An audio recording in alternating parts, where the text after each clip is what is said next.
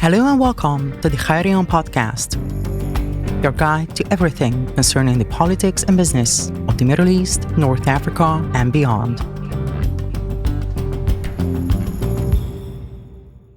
Today I have here with me my colleague, Professor László Csicsmann, and I myself, I am Erzsébet N. Rózsa. The topic that we chose now is the news that recently hit the global media, the news that the so-called BRICS was expanded with several countries from the Middle East and North Africa.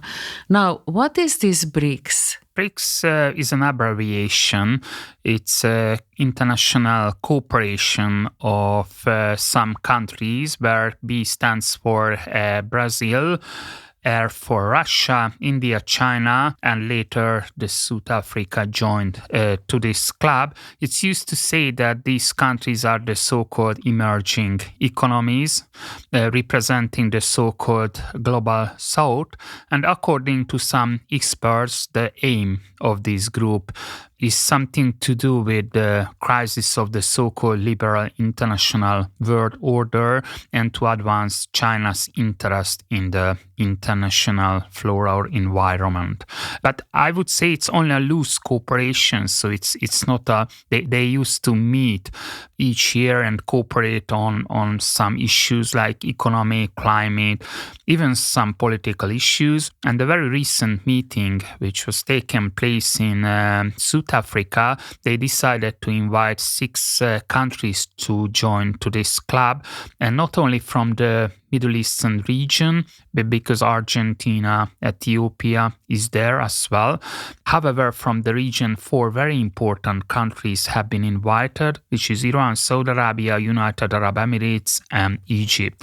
And experts used to say that it's something to do with China's position and something to do with the so-called US-China's competition or trade war. Exactly. This is what I wanted to ask you, because these Middle Eastern and North African countries that you mentioned, Algeria, Saudi Arabia, the Emirates, and Iran, these are the states in the region which have the highest ranking economic comprehensive strategic partnership concluded with China.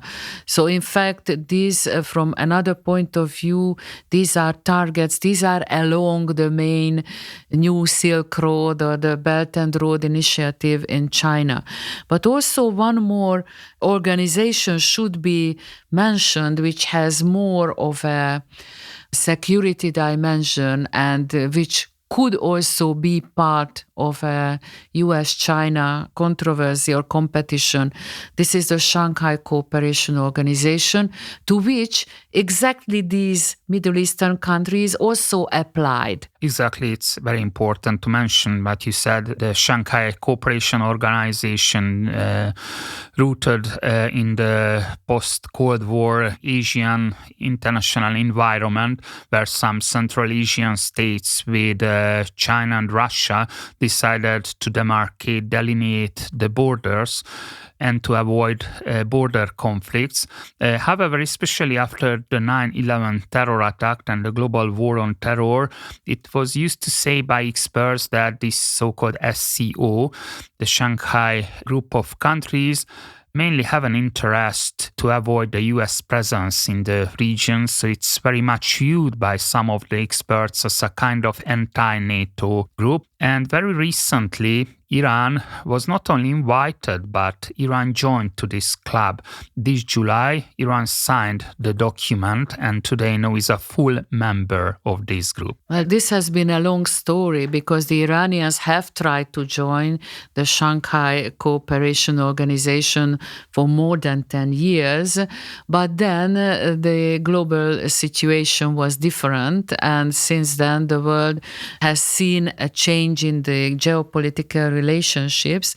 And my question would be that, okay, we have mentioned the Chinese Belt and Road Initiative. We have mentioned the BRICS now, which has been expanded with countries along this route. We have mentioned the Shanghai Cooperation Organization. But what is the United States doing? Hasn't it tried to do something against in the region? Well, it's a very interesting question because we used to define the region as the so-called post-American Middle East, which means a gradual withdrawal or disengagement of the United States from the region.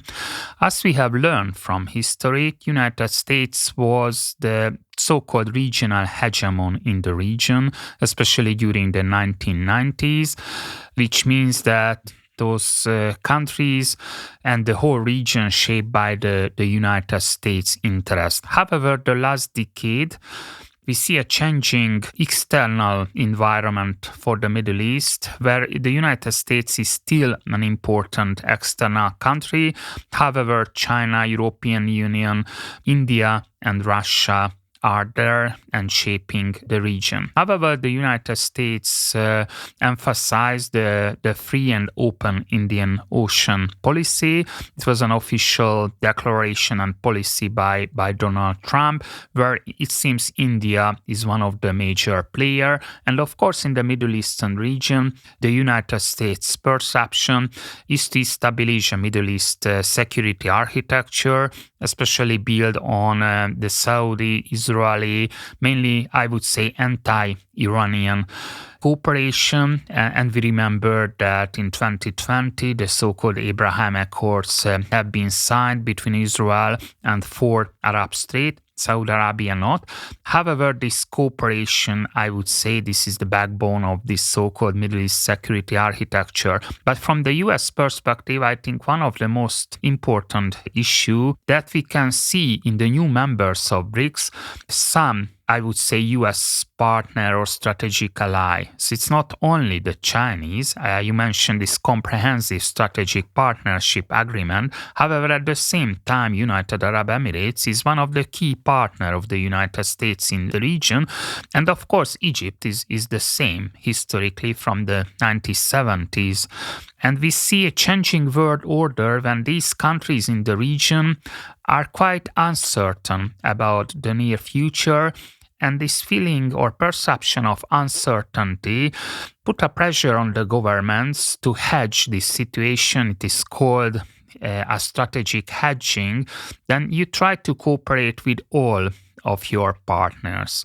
And you can clearly see in the case of Egypt. Egypt now is buying weapons from Russia, but originally, historically speaking, Egypt's main arms importer is the United States from 1979.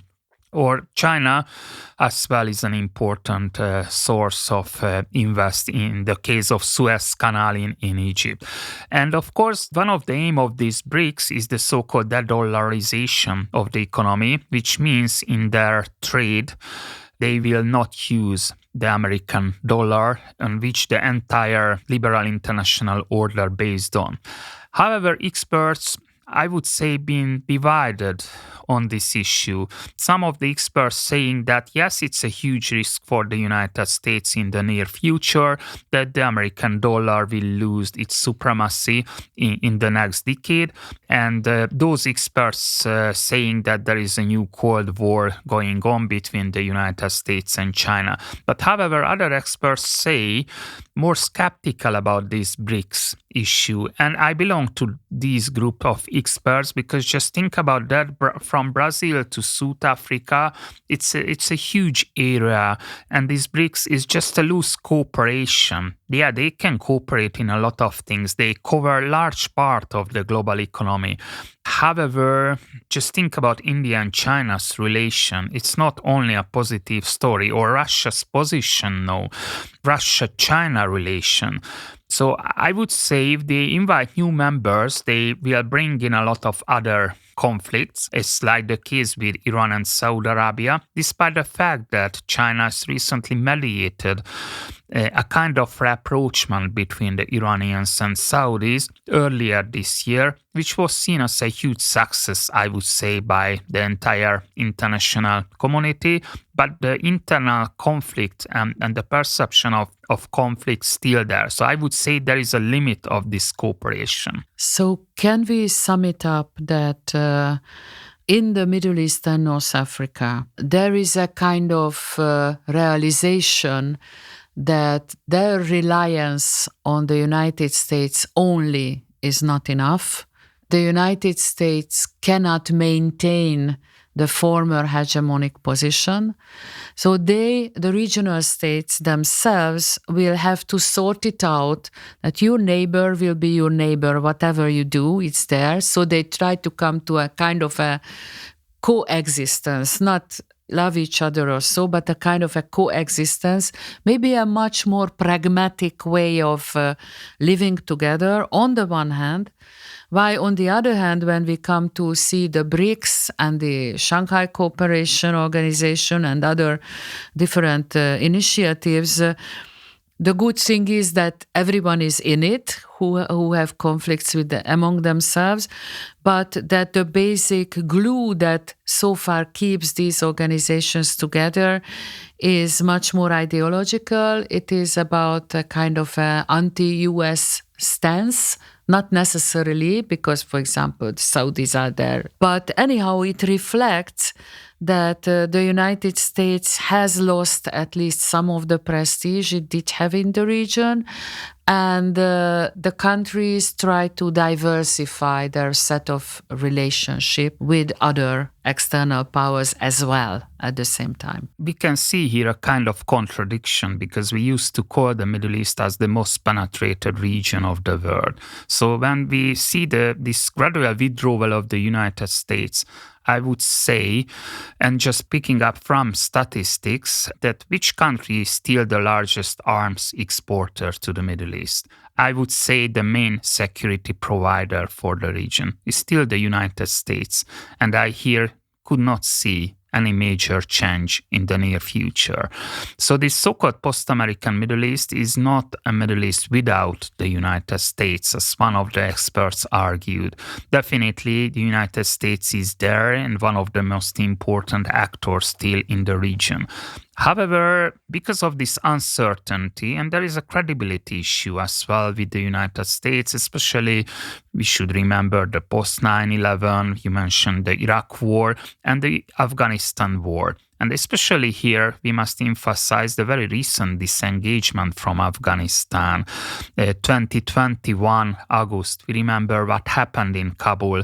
The Taliban 2.0 just recently celebrated the 2 years celebration takeover this August. It sent a kind of message to those Arab countries that our ally can leave us alone. So we should rely on ourselves, and even in defense, strategic issues as well, and economic issues as well. So I think it rings the alarm bell for most of the countries that the cost of an internal regional war within the Middle East now is very high. Definitely we should avoid it. And I think this is the issue or reason behind the recent normalization, Abraham Accords, Iran-Saudi rapprochement, Turkish-Israeli. So it's not just between the Saudis and Iranian. However, it seems that it's more a regional phenomenon now. Thank you very much. Thank you so much. Thank you for listening to the Khayrion podcast. We are looking forward to sharing with you more exciting news on the politics and business of the Middle East, North Africa, and beyond. For further information, please follow us at khayrion.com as well as on X and LinkedIn.